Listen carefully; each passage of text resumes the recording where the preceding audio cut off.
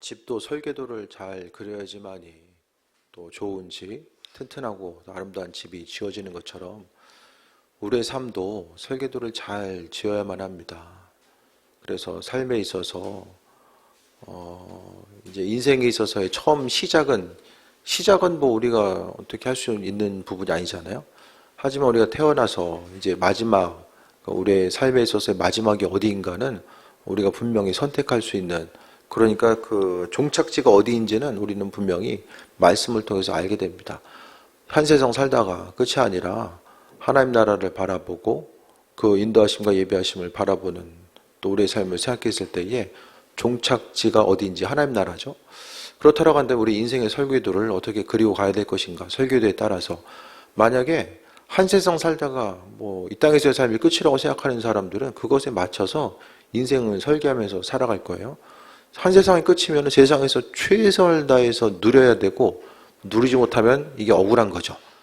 그래서 최선을 다해서 이 세상에서 어떤 것들 열매를 맺기 위해서 힘써서 살아야 되고, 하지만 이제 믿는 신앙인들의 삶은 하나님 나라를 바라보는 거죠. 이 천국에서의 개념에 대해서 이 세상의 시간을 제가 가끔 비유로 들 때마다 어떻게 들죠? 종에다가 펜 가지고 점 하나 찍으면은 그 온 우주의 분량에 비해서 그 점 하나가 바로 우리가 살고 있는 시간의 개념이 아닐까 생각을 해보게 됩니다. 세상의 처음과 끝, 처음 시작은 이제 하나님께서 행하셨기 때문에 언제부터 어떻게 출발한 온 우주가 언제 시작되는지는 우리는 아무도 모르죠. 사람들, 이제 과학자들도 예측하지만은 온 우주의 영역은요, 사람이 예측 가능한 이런 수준의 영역이 아닙니다. 그래서 우리가 사람의 한계는 어디 있습니까? 그 지구란, 우리가 살고 있는 지구도 땅속 깊이 내려가 봤자 뭐 수백 킬로를 내려가겠습니까? 이게 불가능하거든요. 그냥 땅속에 뭐가 있겠지라고 생각하는 거죠. 우리가 밟고 있는 땅도, 이 지구도 속에 뭐가 있고 어떻게 되는지를 예측만 하면서 살아가는데 온 우주, 그러니까 우리가 세상을 살고 있는 이 우주 가운데서 우리 시간의 개념, 우리가 왔다가 사라진들, 한 100년 지나면은 우리가 이 땅에 왔었던 것에 대해서 누가 기억할까? 생각하면 좀 슬퍼지죠? 한 100년 지나봐요. 누가 기억해요? 100년 전 이 땅에 누가 있었는지 기억하는 사람, 뭐 인류가 특별한 업적이 있었는지 모르겠지만은 대부분의 사람들은 그냥 다 기억됨도 없이 이제 사라질 수밖에 없고, 그 수많은 것들이 이제 전도서에 나와 있게 되죠. 그래서 한 세상 우리가 생각해 봤을 때에 시간이 빠르게 지나간다는 건 정말 입 아프게 맨날 얘기하고 사는 것 같아요. 빠르게 지나가는 이 시간 가운데서 우리는 인생의 설계도를 온전히 그리고 삶의 이 방향성을 제대로 잡고 지금 하루하루를 살아가고 있는가를 돌아봐야 되는데, 우리는 세상이 중요합니다. 맨날 보고 듣고 접하는 거, 육신이라고 있는 이 몸을 가지고 이 세상을 살아가면서 보고 듣고 접하는 것이 보여지는 거기 때문에 거기에 이제 상당히 민감하죠. 조금만 편하면은 그것이 정말 편안함으로 다가오게 되고, 불편한 것이 있으면 너무나도 힘들고 고통스러운 것으로 다가오게 됩니다. 그러니까 하나님께서 우리에게 때로는 고통을 허락하시는 것 중에 그 하나가, 영원한 하나님 나라의 관점과 이 세상은요 너무 짧기 때문에 우리가 생각하기에 고통의 순간이 너무 길어 보여도 하나님께서는 또 보시기에는 잠깐의 순간일 수 있다라는 거예요. 그 가운데서 하나님께서 잠깐의 그 고통의 순간이긴 하지만, 사람은 정말 고통스럽지만 그 창조주 하나님께서는 그 고통을 통해서 또 행하시고자 하는 일들이 분명히 있으신 거죠. 그래서 우리가 이 땅 가운데서 만약에 한 세상 살다 끝이면은 여기서 어떤 하나님의 일하심 자체에 대해 생각했을 때에 세상에서의 고통의 문제를 이 세상만 생각하면은 해결할 방법이 없습니다. 영원한 하나님 나라의 관점, 이 배경이 되는 것, 근본이 되는 것이 하나님 나라이고, 그 하나님 나라의 백성으로서 우리가 삶을 살아감에 있어서 여러 가지 환난과 어려움도 경험하게 되는 거죠. 그렇기 때문에 오늘 말씀은 복음 전파를 해야 되는데, 하나님 말씀에 순종하고 그 말씀 따라서 복음을 전파하는 삶을 살아가야 되는데, 그 순종하면서 삶을 살아가야 되는 이유 자체는 뭐냐면, 언젠가는 우리가 주님 앞에 온전히 설 때가 있다라는 것에 대해서 전제로 말씀하고 있습니다. 그러니까 영원한 하나님 나라의 그 관점 가운데 우리가 삶을 살아가고 있기 때문에 그로 인해서 하루하루의 삶의 여정이 주님 보시기에 합한 자로서의 삶을 살아가고 또 하나님 앞에 섰을 때에 우리가 부끄럼 당하지 않는, 그러니까 영원한 하나님 나라의 백성으로서의 삶을 우리가 살아가야 되기 때문에 또 복음 전파의 사명 또한 그분 나라의 백성으로서 하나님께서 우리에게 허락해 주신 것임을 보게 됩니다. 12장 1절에서는 외식을 주의하라고 이야기하면서 2, 3절을 통해서는 감추인 것이 드러나지 않을 것이 없고 숨긴 것이 알려지지 않을 것이 없다. 우리가 내면으로 인해서 가지고 있는 것, 비밀로 가지고 있는 것, 즉 죄된 모습이라고 할지라도 언젠가는 다 드러난대요. 그게 어떻게 드러납니까? 옥상에 올라가서 소리쳐 외치는 것처럼, 내 안에 있는 죄성에서 다 모든 사람에게 알리는 것처럼 명백하게 다 드러날 때가 온다라는 것을 말씀하고 있습니다. 그래서 골방에서 귀에 대고 말한 것이 지붕에서 전파된다. 그래서 사람들이 이제 죄를 상당히 이제 가볍게 여기고 우습게 여기거든요. 하지만 그 죄는요, 언젠가는 다 드러날 수밖에 없다라는 거예요. 그래서 심은 대로 거둔다. 이거 되게 좀 이거 양면성을 가지고 정말 생각해야 됩니다.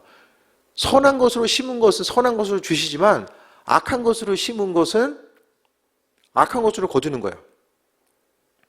마치 콩 심은 데 콩 나고 팥 심은 데 팥 난다. 이게 상당히 성경적인 거죠. 무엇을 심는지 간에 심는 대로 거둔다. 그래서 죄를 계속해서 심어요. 순간적인 육신의 만족감과 이익을 위해서 죄를 계속해서 심습니다. 그렇게 되면 그 죄가 그 씨앗이 돼서 이제 열매 맺는 거죠. 60배, 100배, 또 죄가 또 열매 맺는 거예요.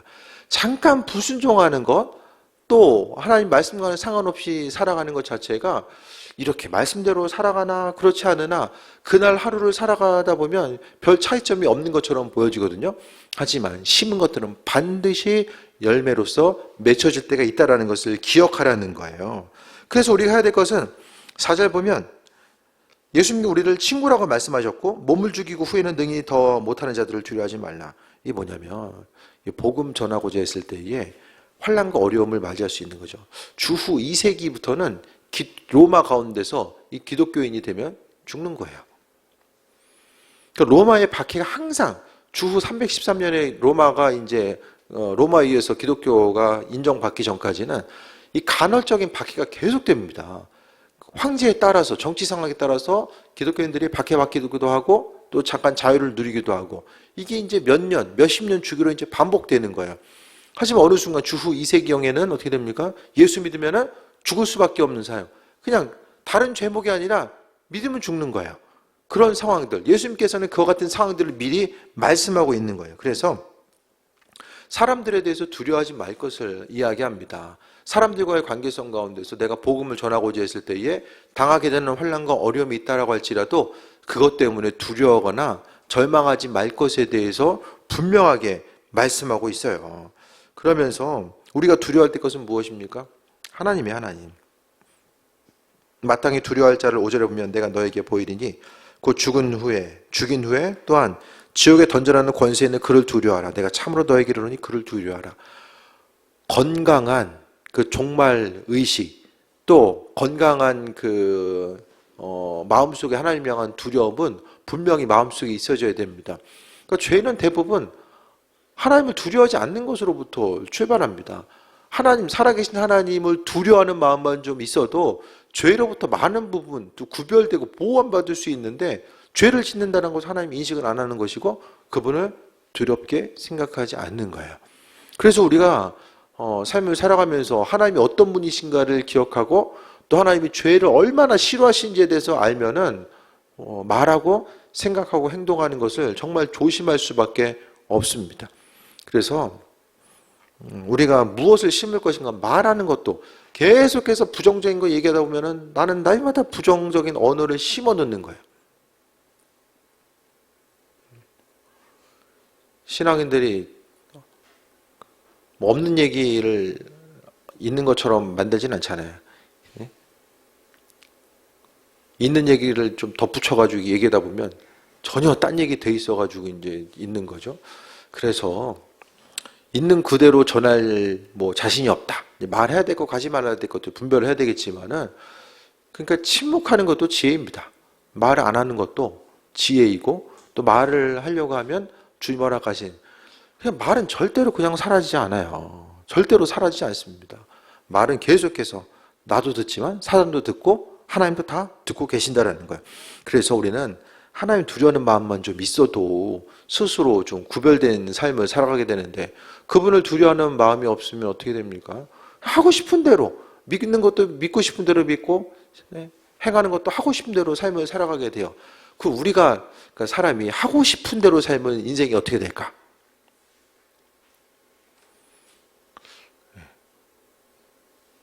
다들 돈을 버는 것도 하고 싶은 대로 하기 위해서 돈 버는 거 아니에요? 엄밀히 이야기하면. 하나님께서 우리에게 허락하시는 데는 하나님 두려워하라고 말씀합니다. 그러니까 너무나도 교회에서 이제 은혜만 강조하다 보니까 둘 다 균형이 있어야 돼요. 하나님의 사랑과 은혜도 강조해야 되고, 또 죄 앞에서는 그분을 두려워하는 마음을 가지고 너 그분 앞에 서야 된다는 것도 또 말씀하고 있습니다. 하나님의 일꾼으로서의 온전한 삶을 살아감에 있어서 우리가 잊지 말아야 될 것은, 우리가 주님 앞에 온전히 설 때가 있다는 사실에 대해서 기억하고 그분을 두려워하는 것. 그러면서 하나님은 어떤 분이시냐면요, 6절에 나와 있는 것처럼 참새 5마리가 두 아세론에 팔리는 것이 아니냐. 그러나 하나님 앞에서는 그 하나도 잊어버린 바 되지 아니하신도다. 하나님은 우리가 생각하는 것보다 세상 일에 정말 관심이 많으시다. 예? 참새가 지금 얼마에 팔리는지 그것에 관심을 기울이신 하나님은 우리의 인생 가운데 무슨 생각을 하고 어떤 삶을 어떻게 살아가는가, 그것에 대해서 아주 관심이 많으시다는 거예요.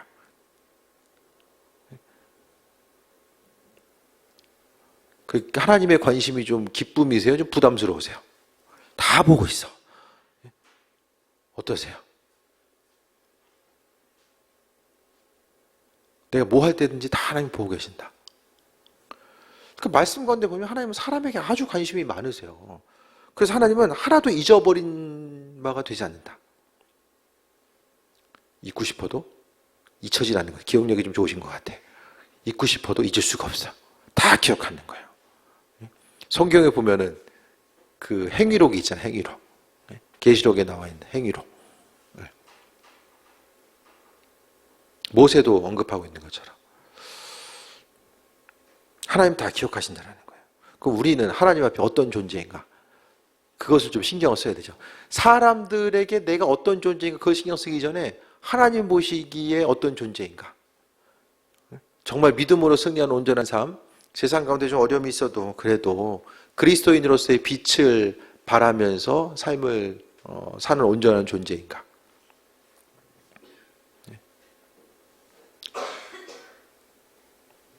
사람이 완전할 수는 없어요. 완전할 수는 없는데, 이 뭔가 좀 이제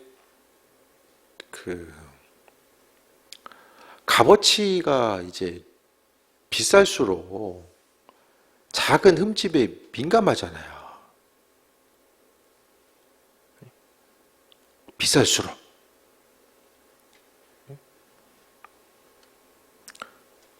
전에 차도 이제 전에 차 승용차 탈 때는 좀 오래되다 보니까 그냥 찌그러지지만 않으면 웬만큼의 부딪힘은 그냥 웃으면서 넘어갈 수 있어. 좀 지워주면 돼. 찌그러지면 조금 그렇지만 그냥 웬만해서는 그냥 뭐 인생 살다 보면 그럴 수 있죠. 웃으면서 넘어갈 수 있어. 하지만 이제 차가 이제 새 차로 가면 어떻습니까? 제가 이제 작년 11월에 차를 인수하러 가면서 그 페인트 도장 있잖아요. 페인트 도장이 좀 까지고 뭉친 데가 있어. 그냥 보면 보이지도 않아. 타고 다녔으면 그냥 그런가 보다 하고 탔을 거야. 근데 그 흠집, 뚫어져서 찾아야지만 그 흠집 때문에 차 2대를 패스했어요. 그래서 이제 그나마 좀 이제 괜찮은 거 이제 갖고 올라온 거죠. 그러니까 뭔가 값어치가 올라가면 올라갈수록 어떻게 됩니까? 작은 흠집에 대해서 이제 민감한 거예요. 처음에 물건 사면 이제 새 거면 어때요, 다들? 작은 것에 이제 흠집에 민감하잖아요. 좀 지나다 보면은 뭐 그냥 그다음부터 보이지도 않아. 보이지도 않아요. 그러니까 하나님 보시기에도 마찬가지가 아니까 좀 다 좋은데 하나님 마음에 정말 합한 자로서 삶을 살기 힘쓰는데 그 단지가 한두 가지. 이 목회하면서 좀 그럴 때가 좀 있어요. 요거 좀 한두 가지만 좀 아쉽다. 그런 것들. 요거 한두 가지. 많지도 않아. 요거 한두 가지만 되면 참 좋을 텐데. 그리고 기다리면 될 텐데. 이런 것들. 근데 그런 부분에 있어서는 담임 목회자가 보거나 하나님 보시기에도 그게 크게 다를 것 같지는 않아요. 그런 부분에 있어서. 요거 한두 가지. 그러니까 그냥 일반 그냥 평범한 신앙인들에게 있어서는 뭐 그냥 그럴 수 있겠다. 아 그냥 그 신앙에 있어서의 기준 자체를 그냥 평범한 뭐 평범하다고 얘기하면 좀 그렇지만 어떤 한 중간 정도 이렇게 신앙생활 이들에 보면은 정말 신앙생활 열심히 잘하는 건데 어떤 그 하나님의 일꾼으로서의 좀 기준을 높여서 보게 되면 하나님께서도 보면 달란트에 비해서 보면 한 달란트, 두 달란트, 다섯 달란트 받은 자가 있잖아요. 사명의 분량이 다르잖아요. 물론 한 달란트도 이게 적은 건 아니에요. 그러니까 달란트에 맞춰가지고 사명을 감당함에 있어서 하나님 보시기에 조금 이제 우리를 생각했을 때 하나님 다 보신다잖아요. 그러니까 나 자신이 정말 하나님 보시기에 정말 한참 더 기다려도 되겠구나. 이런 모습일 수도 있고 정말 아버지 보시기에 합한 자로서 욥을 보면 동방의 의인으로서 이게 욥을 봐라. 어떤 신앙의 기준처럼 하나님께서 말씀하시잖아요. 그렇게 하나님이 말씀하실 수도 있고 참 다 좋은데 이것만 살짝 좀 여기 오른쪽에 두 번째 나사만 살짝 좀 조여주면 참 좋을 텐데 이런 부분들 이게 조이지 않으면 언제 빠질지 모르니까 그러니까 하나님 보시기에 우리가 어떤 삶의 모습인가 주님 보시기에 난 어떤 존재인가 보면 볼수록 기쁨이 되는 존재 파벽도에 붙여놓으니까 볼 때마다 기뻐 뭔가 뿌듯해 가끔 이제 살면서 뭐 하고 나서 뿌듯할 때가 있거든요 한두 번씩 뿌듯할 때가 있어요 볼 때마다 오고 나갈 때마다 한 번씩 만져보고 나가고 처음이니까 그러니까 주님 보시기에도 우리의 삶이 파벽돌처럼 뭔가 지금 기쁨이 돼서 볼수록 이렇게 스트레스가 쌓이는 게 아니라 기쁨이 되는 그런 모습 그래도 이 죄가 만연한 때에 하나님이 노아의 가정을 보시고 또 욥을 보시고 기뻐하셨잖아요 이 어두움이 만연한 이때 노아의 시대나 뭐 소돔과 고모라가 멸망할 때나 그때보다 훨씬 더 죄가 수십 배, 수백 배는 만연한 때가 지금의 모습이에요. 인구수 대비 죄 짓는 사람도 훨씬 더 많아졌고요. 죄의 강도도 마찬가지고 미디어의 발달로 인해서 그냥 웬만하면 사람들이 예전에는 집에 있으면 죄 질 것도 별로 없어요. 옛날에는. 근데 이제는 집에서도 죄 짓고 심지어는 움직이면서 차가 발달되면서 행동 반경이 넓어지면서 원정 다니면서 죄죠. 원정 다니면서 분조 전도해야 되는데 원정 다니면서 죄 짓는 거야. 이렇게 하다 보니까 죄가 그 어느 때보다도 더 만연해. 노아나 그 뭐 소돔과 고모라 시대나 사람 인구수 자체가 훨씬 뭐 얼마 될지 모르겠지만은 뭐 지금의 뭐 수만 분의 1이나 됐겠어요? 수십만 분의 1은 됐겠습니까? 죄 짓는 사람도 한정되는 하나님께서는 그 죄의 모습도 용납하지 않으신 거예요. 그러니까 이제는 아까 100년 얘기했지만 저는 주님 오실 때가 절대로 저는 100년 안 간다. 저는 그렇게 보거든요. 이렇게 그러니까 하나님은 죄에 대해서 참으셨지만 그 참음이 끝이 보여요. 그런데 오히려 여기서 더 안 오시면 정말로 이 하나님 왜 안 오시지? 성경 말씀대 보면 한 영혼이라도 더 구원받기 원하신다. 무슬림 애를 많이 낳아가지고 기다리면 기다릴수록 오히려 믿지 않은 사람 숫자가 더 늘어나는 거예요. 교통과 통신의 발달로 인해서요. 웬만한 데는 다 복음이 들어갔어요. 이제는 말씀이 거의 이루어진 상태, 땅끝까지로 복음 전해지고 그러니까 말씀을 통해 보더라도 주님께서 하나하나 이 징조와 사인들을 계속해서 우리에게 비춰주고 있는 모습을 보게 됩니다. 그래서 우리가 주님 보시기에 어떤 사람인가? 주님은요, 우리가 담대하게. 그러니까 1차적으로 본문은 제자들에게 두려워하지 말라. 어쨌든 행위 자체가 하나님 보시기에 합한 것으로서 우리가 세상 사람들 복음 전파하고자 했을 때에 제자들에게 지금 이제 말씀 전하다가 죽을 수도 있고 앞으로의 삶을 예언하시면서 말씀하잖아요. 그런데 하나님께서는 다 아신다. 복음 전파했을 때 힘들고 어려운 거, 환난의 내용을 다 알고 계신다라는 거예요. 우리가 이 땅에서 그리스도에서 주를 위해서 삶을 살아가고자 하는 것, 그 수고와 아픔과 노력까지도 하나님 다 알고 계신다라는 거예요. 전부 다. 그러니까 우리가 바라봐야 될 것들 7절 보면 너에게는 심지어 머리털까지도 다 세신 바 되었나니 두려워하지 말라. 머리털 세신다라는 것은 두 가지죠. 우리를 향한 관심과 그분의 능력. 다 알고 계신다는 거예요. 야, 참, 이게 사람을 향한 관심을요, 예? 또 머리털까지 다 알고 있어. 야, 이게 얼마나 관심이 많으시길래 머리털 빠지는 것까지 다 알고 계신다는 거예요. 예? 전부 다 하나님 알고 계시는 거예요.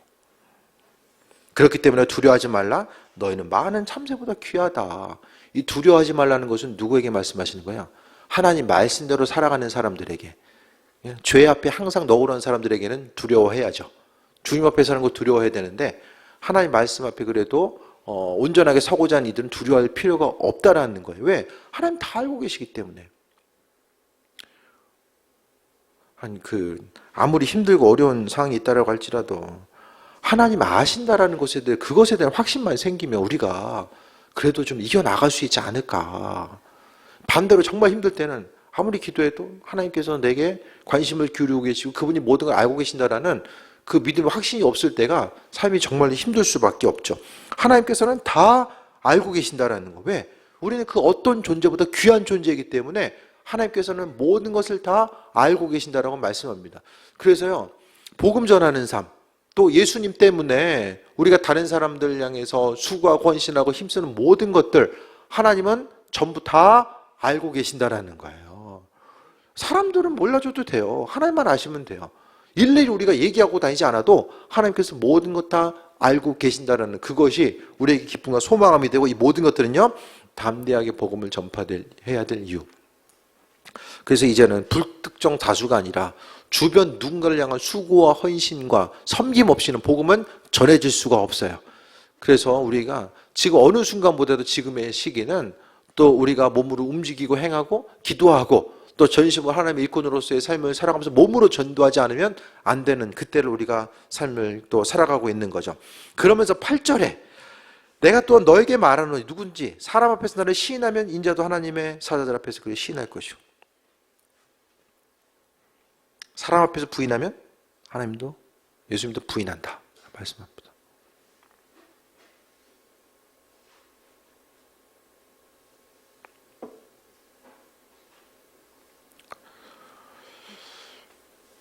이게 뭐냐면 나가서 이제 전도하는 것도 있고요.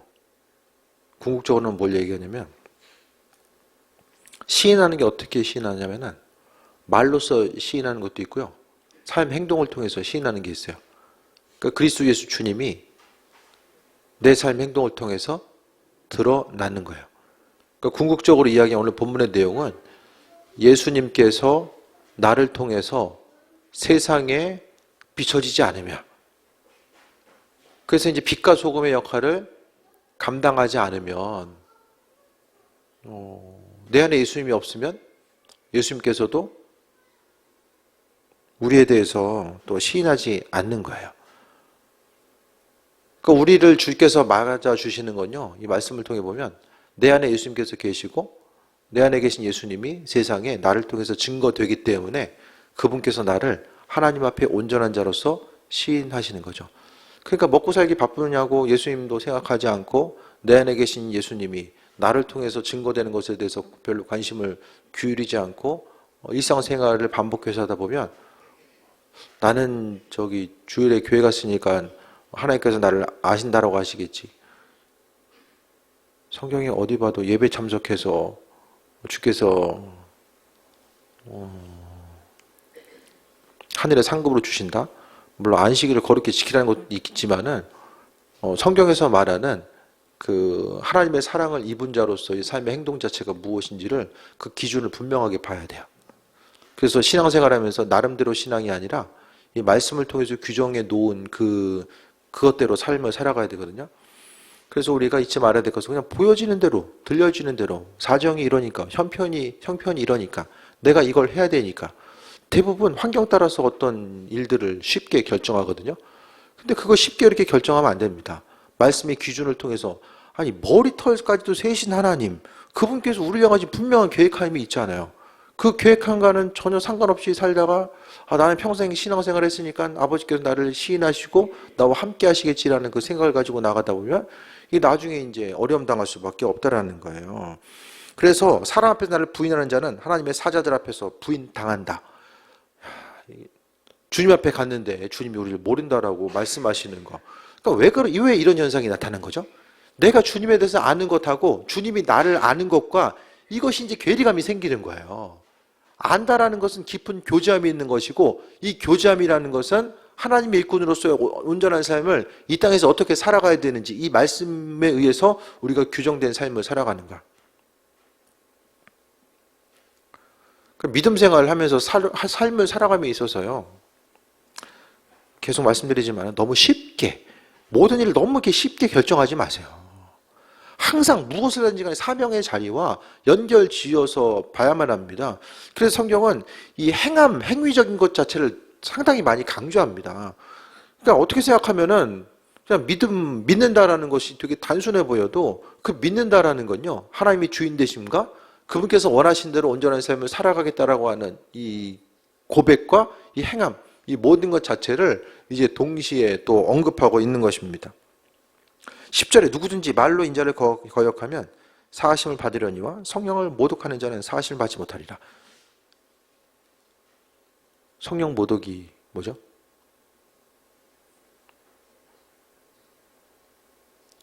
성령 모독. 어떤 게 성령 모독입니까? 난 성령이 모릅니다. 이게 성령 모독이에요? 성령 모독. 우리 하영이 오늘 두 분 좀 친해 보이시네. 자지 않으면 이제 친해. 하영이가 하영이는 언제 제일 기분이 나쁜가요? 가장 기분 나쁠 때. 얘기해도 돼. 언제 제일 기분 나빠? 가장 기분 나쁠 때. 기분 좋을 때는 항상 기분 좋잖아. 기분 나쁠 때.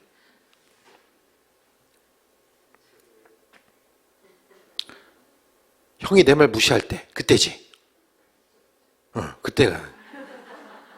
말했는데 무시해. 그게 제일 기분 나쁜 거예요. 이게 성령 모독죄의 그거예요. 성령은 말씀하시고, 말씀을 통해 하시든, 이제, 주변 상황을 통해 말씀하시든, 담임 목회자를 통해서 권면하든, 하나님은 말씀하시고, 또 말씀하시는데, 모독한다라는 건 뭐냐? 이 지혜가 없어서 이 하나님의 말씀인지를 모를 때도 있지만 또 그 알면서도 안 해. 이게 성령 모독이에요. 성령 모독은 왜 일어납니까? 네. 예를 들어서 하진이가 하영이를 아주 소중하게 여겨. 얘는 보배야. 내 인생에 없으면 안 돼. 보배 같은 존재를 인정을 해. 네? 그러면은 한마디 하면은 최대한 최선을 다해서 들어줄 거예요. 무시하면 안 돼, 그 동생. 어떻게 될지 몰라, 인생. 어떻게 될지 몰라. 보이는 게 다가 아니야. 하나님이 소중하니까 그분께서 말씀하신 성령을 통해, 성령은 어떤 역할을 해요? 하나님의 깊은 것까지라도 통달하시는 그분이 계속해서 말씀하시는데 안 들어. 들려도 못 들은 척해. 아는데, 한 번 시작하면 계속해야 될 것 같아. 그래서 못 들은 척해. 이게 이제 성령 모독이 이제 그렇게 되는 거예요. 그러니까 성령의 역할, 성령 모독이 뭐냐 생각했을 때에 주님께서 주시는 세밀한 음성에 귀를 기울이지 않고 알면서도 안 하고 또 성령의 인도하심 따라 삶을 살다 보면 불편한 게 생겨. 내일 이 시간부터 기도할 때마다 막 하나님이 다 알려주셔. 막 다 응답해요. 인생 아주 힘들어집니다. 왜? 이 육신의 본성이 그 말씀대로 살아가는 것을 힘들어해. 그러니까 하나님이 우리가 순종하는 만큼, 준비된 만큼만 비춰주시고 알려주시는 거예요. 순종할 준비가 안 되는데 아무리 말씀하시면 다 뭡니까? 이 성령 모독죄랑 연결이 될 수밖에 없죠. 어떻게 생각하면 하나님이 사람들 좀 죄 좀 덜 지으라고 좀 말씀 덜 하실 수도 있다. 좀 아이러니하지만. 그래서 우리가 언젠가 주님 앞에 서야 되니까 이게 더 문제가 되는 거예요. 우리가 하나님 말씀에 대해서 믿음으로 반응한 것과 알면서도 안 하는 것, 이런 부분들이 왜 하나님 나에게 말씀 안 하시지? 계속 우리는 반문하겠지만 하나님은 나름대로 할 말이 있으신 거예요. 아니 이거 전달했는데 해봤어? 안 하면은 하나님도 기분 나빠가지고 안 하시는 거예요. 그러니까 자녀들이 말씀에 대해서 해야 될 것들을 알면서도, 애들이 대부분 이제 야단 맞는 것은 해야 되는 거 알면서도 안 하고 이제 미루고 있다가 이제 야단 맞잖아요. 그러니까 이것이 바로 이제 하나님 아버지의 마음, 성령께서 행하시는 것들이 무엇인지를 좀 알아야만 합니다. 11절에 사람이 너를 회당이나 위정자나 권세 있는 자 앞에 끌고 가거든 어떻게 무엇으로 대답하여 무엇으로 말할까 염려하지 말라. 마땅히 할 말을 성령이 곧 그때 너에게 가르치시리라 하시니라. 성령께서 내 안에 계셔서 우리가 말해야 될 것들이 무엇이고 세상을 어떻게 살아가야 될 것인지에 대해서 하나님 한 가지 한 가지 우리에게 비춰주시고 말씀하신다라는 것에 대해서 지금 언급하고 있어요. 한 세상이 다 끝이 아니잖아요. 우리 순간순간요, 말씀대로 살아도 시간은 지나가고 하고 싶은 대로 살아도 시간은 지나갑니다. 일해도 지나가고 놀아도 지나가고 다 지나가요. 그런데 하나님 말씀대로 사명 따라 살아가는 삶은요, 그만큼 열매 맺으면 나타나고요, 사명과는 상관없이 살았다는 것들은 인생에 있어서 공백으로 남을 수밖에 없어요. 그 공백은 우리가 따먹을 수 있는 소출이 없어요. 공백이 남아있기 때문에. 하나님께서 씨를 뿌리라고 말씀하셨음에도 불구하고 주님과는 전혀 상관없이 뿌리지 않는 것. 그러니까 매년 심어야지 그 다음에 거둘 수 있잖아요. 그러니까 우리의 인생을 살아감에 있어서 주를 위해서 하나님 보시기에 합한 자로서의 삶을 살아가든 또 내가 하고 싶은 대로 살아가든 그 당시에는 별로 변함이 없는 것처럼 보여져요. 오히려 세상 일의 그 순간을 통해서 열심히 했을 때에 눈에 보이는 것들은 나타나는 것처럼 보여도 영적인 것들은 순간적으로 안 보이는 것처럼 생각이 되거든요. 하지만 시간이 지난 후에 우리의 인생 가운데 주님 보시기에 합하지 않은 삶, 기도의 자리, 또 말씀과 예배의 자리에 떠나 있었던 그 삶의 순간은요, 우리의 인생 가운데 공백기로 남아 있게 됩니다. 그러니까 신앙생활은 쉬운 것 같으면서도 이 사명 앞에서 우리가 섰을 때의 성경은 그것이 쉽고 편안한 자리만은 아닌 것을 또 말씀하고 있습니다. 그래서요, 성령께서는 우리 안에 계시기 때문에 우리가 담대하게 그리스도 예수를 전하는 삶을 살아가야 되고, 그리스도 예수 전하기 위해서는 내 안에 주님께서 계실 때만이, 내 안에 예수님이 없는데 누구에게 뭘 전합니까? 예수님으로 인해서 기쁨과 소망감이 있고 그분으로 인한 유익함이 있어야지 다른 사람에게 뭐 나타내든 전하든 하죠. 하나님 우리에게 너무나도 관심을 기울이고 계시고 그분의 사랑받는 자녀들, 우리들이 삶을 통해서 그분을 증거하길 원하시는데 우리의 마음과 생각이 다른 곳을 향해 있고 말씀보다는 그냥 당장 급한 거, 당장 해야 되는 거, 주님과는 상관없이 어떤 것을, 그래서 말씀드리는 것은 무엇을 하든가 좀 물어보고, 마땅히 당연한 것이라고 할지라도 물어보고 하나님의 응답이 있을 때 움직이고 나아가는 거예요. 그래서 사정 따라 형편 따라 움직이다 보면 하나님 다 아시겠지. 이게 되게 위험한 거예요. 위험한 거예요. 그래서 어쨌든 주님 앞에 우리가 설 때가 있다는 것에 대해서 분명하게 기억하고 주님께서 내 삶의 여정인데 무엇을 원하시는지에 대해서 좀 민감하게 반응하지 않으면 오늘 본문에 나와 있는 것, 이 본문의 내용이 정말 우리에게 있어서의 힘과 용기가 되는가 아니면 삶에서 정말 부담스러운 일로 다가올 수밖에 없는가. 그래서 주님 앞에 섰을 때 주님이 부인하는 사람이 있고 또 주님이 시인하는 사람이 있다라는 거. 그러니까 항상 성경은 둘 중에 하나를 나눌 수밖에 없다는 것에 대해서 기억해야만 합니다. 그래서 내가 성령의 인도하심 따라 삶을 사는데 나도 모르는 사이에 내가 성령 모독죄를 행하는 사람, 이 성경에서는 그 용서받을 수 없는 이 성경 모독죄가 있다라고 이야기하잖아요. 그래서 하나님을 인정해 드리는 것이 그냥 뭐 단순한 신앙적인 행동의 패턴의 연속이 아니라 정말 아버지께서 무엇을 원하시고 또 어떤 방향에 어떻게 나아가기 원하신지에 대해서 또 관심을 기울이고 질문하고 또 그 은혜 가운데 세임 먹고 나아가는 것이 우리 인생의 큰 틀, 그러니까 하나님 앞에 서야 되는 우리의 삶을 생각해 봤을 때에 아주 중요한 부분입니다. 그래서 하루를 어떻게 살아갈 것인가. 지나간 시간은 돌이킬 수는 없어요. 우리 인생에 있어서의 공백기를 어떻게 메꿀 수 있는 방법은 없습니다. 시간 지나면 끝이에요. 무엇을 심든지 간에 심은 대로 거둔다. 그것이 이제 성경의 진리입니다. 그래서 하나님과의 관계성을 어떻게 가져가야 될 것인가. 그 순간은 주님 앞에 섰을 때 내 인생의 그 순간만큼은 주님과 나와의 공유하는 부분이 없어요. 예를 들어서 내 삶의 문제든 기쁜 일이든 주님과 공유됨을 통해서 내가 기도하고 응답받고 인도하심 받아 나가는 그런 부분. 근데 어느 순간은 내가 주님을 찾지도 않고 주님께서 말씀하셨을 때 반응하지 않으면 아버지 하나 상관없이 내가 삶을 살기 때문에 그 순간 자체는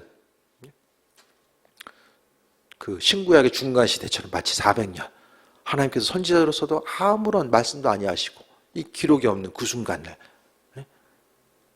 암흑기와 같은 그 순간이 우리 인생 가운데 내 인생을 좀먹는 그 부분에 대해서 항상 조심해야 됩니다. 나름대로 하기보다는 기도하고 또 직분자로서 신앙인으로서 쓰임받고자 할수록 정말 더욱더 세밀하게 하나님께서 나를 정말 존귀하게 여기시고 수많은 것들을 비춰주시고 응답하시고 만나주시는데 우리가 정작 인생의 중요한 선택의 문제 앞에 그분께 묻지 아니하고 하고 싶은 대로 움직인다면 하나님 안 오려긴 것과 마찬가지입니다. 그래서 우리가 항상 주께 가까이 가면 갈수록 또 하나님 일꾼으로서의 삶을 어떻게 살아갈 수 있을 것인가를 다시 한번 기억하고 스스로 소견에 옳은 대로 움직이는 것이 아니라 말씀에 근거해서 우리가 해야 될 것과 하지 말아야 될 것들을 온전히 분별하고 또 하나님의 일꾼으로서의 또 온전한 삶을 살아갈 수 있게 되길 주의 이름으로 축원드립니다. 기도하겠습니다. 아버지의 은혜에 감사드립니다. 성령 가운데 불러주셨사오니 하나님 영광 받으시고 또 이것을 통해서 허락하신 하나님의 은혜와 또 성령의 인도하심을 통해서 말씀하시는 그 세밀한 음성에 귀를 기울이고 또 세임 얻고 나아가게 하여 주옵소서. 사정과 형편 따라 움직이지 않게 하시고 또 진리되신 하나님 우리의 사정과 형편 모든 것을 아시는 그 세밀한 성령의 음성에 귀를 기울이고 나아가게 하여 주옵소서. 주님을 전하는 자, 삶을 통해서 주님 전하는 자 되게 없어서 예수님의 이름으로 기도드립니다. 아멘. 찬양.